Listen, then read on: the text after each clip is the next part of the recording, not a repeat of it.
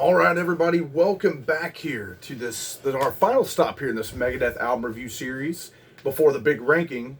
Of course, that is until January when the new album comes out. I'll end up reviewing that and then doing a whole new ranking with that factored in. And so, as of right now, of course, we're going to be talking about the 2022 album. I believe it was 22. Yeah, that's what I was thinking. The Sick, the Dying, and the Dead. And man, very cool album cover. Reminds me a lot of So Far So Good So What. The album cover, big time, like the color scheme, the way almost said Eddie, the way Vic Rattlehead is on here. Just very, very cool looking album cover.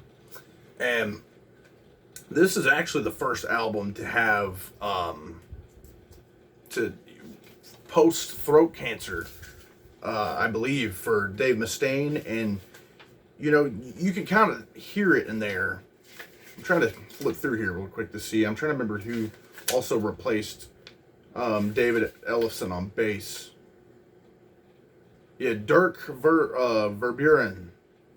He actually replaced David Ellefson on bass due to some controversial stuff that Dave got himself into. So, you know, they had the whole album done, and this Dirk Van Buren came in there and just re-recorded all of David Ellefson's parts on there, and I'd say he does a pretty damn good job in there. But let's hop into this thing right off with the opener here. We're talking about the Sick, the Dying, and the Dead, and amazing way to open this thing. The atmosphere of this one, everything about it, I'm a fan of. It's got some cool, you know, breakdowns and stuff where stuff kind of gets acoustic for a minute, you know, and kind of slows down, and then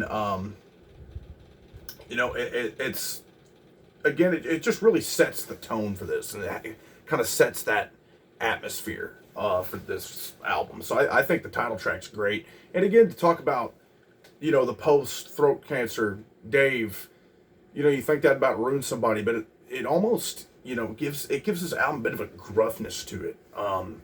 Just kind of a growling type vocal to it, and it really fits this album and its production style and just the music being played. So I think, you know, all things said, I think Dave sounds pretty great on here, and utilizes his voice in the best way he can post throat cancer. So yeah, the title track though, awesome. Then we go with track number 2 with Life in Hell. Very, very cool track here as well. I love the riff on this one. Kind of a faster pace one, real thrashy, really heavy stuff here. This, and you know, especially for modern Megadeth, this is one of their heaviest albums.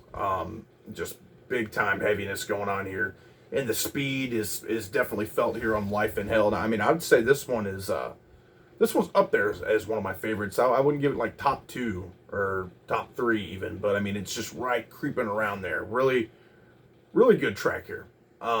Then we go with, this one is my favorite, and we're talking about Night Stalkers.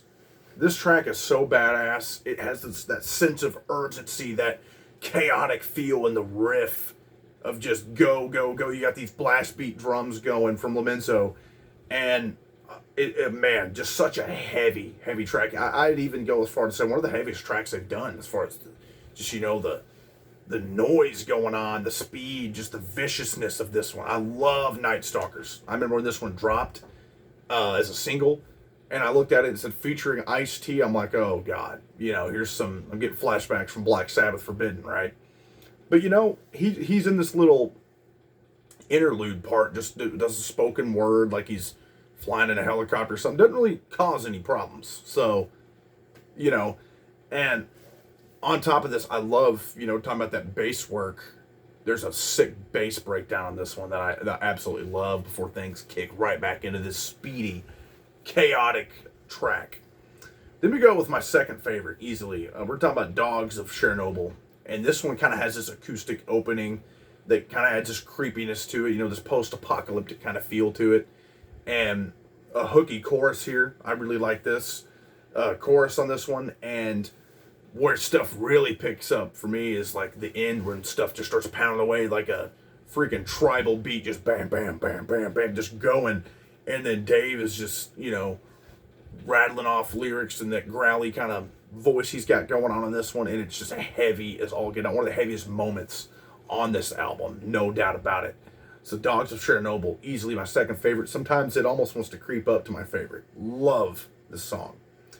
Then we go with Sacrifice, and this one's got a cool riff too. Got not one of my favorites off here. It kind of I like kind of the speed on this one as well, and it's got a hooky verse and everything with that riff. So I do like Sacrifice, but not one of my favorites off here. Then we go with, this one probably is my least favorite off here. We're talking about Junkie, and it kind of starts, just singing the part of the chorus, and I don't hate this song, but it is just a little too corny, a little over the top for me. Not the biggest fan of this one, but it's not, it's not like an absolute skippable track or anything. It's got some cool moments to it, and I like some of the lyrics on there. It's just the way the chorus is just like junkie, it's like, it's a little weird, but not a bad song, just my least favorite off here. And then we have Psychopathy, which is, I guess you could say this is the least favorite. Besides that, if you even really want to count, it's just an intro, a little interlude into Killing Time, which this is a really good track. I kind of forgot about this one, and this is a solid one. I really do like this one. I like the lyrics on this one, and the chorus. We got another really hooky chorus on this one as well. That'll get stuck in your head. Oh, and this one's easily one of my favorites as well. We're talking about Soldier On, and this is another one of those heavier ones. You see the trend here. Some of them heavy hitters, some faster tracks are some of my favorite off here, of course. And Soldier On is one of those. And I love the chorus on this one, and the lyrics, and just the grind to this one. And it storms at you, right off the bat, just with that dun, dun, dun, dun, dun, just that chuggy riff going on Soldier On. And, it kind of even ends in like this military march type deal, so it kind of adds to that feel of the track as well. So Soldier On easily up in like the top area for me.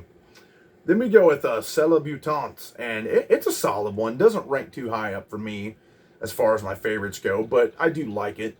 It's an interesting track and kind of has a cool feel to it. Then Mission to Mars, I forgot how awesome this one was. Talk about a cool track as far as lyrical themes. The chorus is super hooky. Everything about Mission to Mars is awesome. And I love the intro, kind of this spacey kind of feel. And it just, that is a really, really cool Megadeth track. Kind of a hidden gem off here, if you ask me. That, again, I kind of forgot about just how good it was till giving this thing a re-listen. I'm like, man, that is a good one. That one really stuck out for me. Let me close things out with We'll Be Back. This was the first single off here. That's probably my third favorite off here. Heavy hitter. This is such an awesome track. And from the second it dropped as a single, I popped that thing on and absolutely loved it. And I was like, this album's gonna be heavy as all get out. So a solid evolution to Dystopia, which also kind of brought back the less experimental side of Megadeth after Super Collider and all that, but it just went more to the straight up thrash and heavy metal and thrash metal stuff. So We'll Be Back was a great return track. They came back all right, and they are gonna be back again on January with that final album, that self-titled album. It's sad to hear it, but I am excited for that album.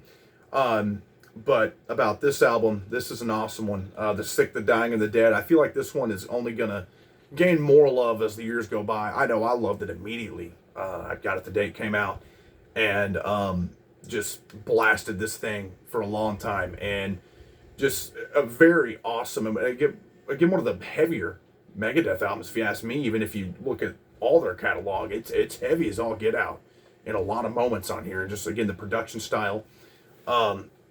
Awesome album. One of the best, if not the best, modern Megadeth albums. So, but we're going to find out exactly where I am going to throw that on the next time when we take a look at the whole discography and rank these bad boys. So stay tuned for that. That's going to be a fun one. It's going to be tough. I've already been kind of going through it in my head where I should put some of these albums, but definitely going to be a tough one. But we're going to buckle up and do it. So Stay tuned for the ranking of every Megadeth album that will be coming up soon, probably sometime later this week, maybe this weekend or something.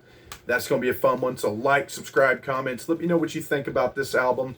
And again, stay tuned. And also, that album, after that, or during that album review, or album ranking, there will be, I'll announce the next kind of one-off type deals. I wouldn't even call it a one-off. It's more of a newer album that I've decided to add to a ranking. So I'm going to review an album and do a re-ranking of one of these bands. You can kind of, think about who that might be. So stay tuned for that, guys. Like, subscribe, and comment. Thanks.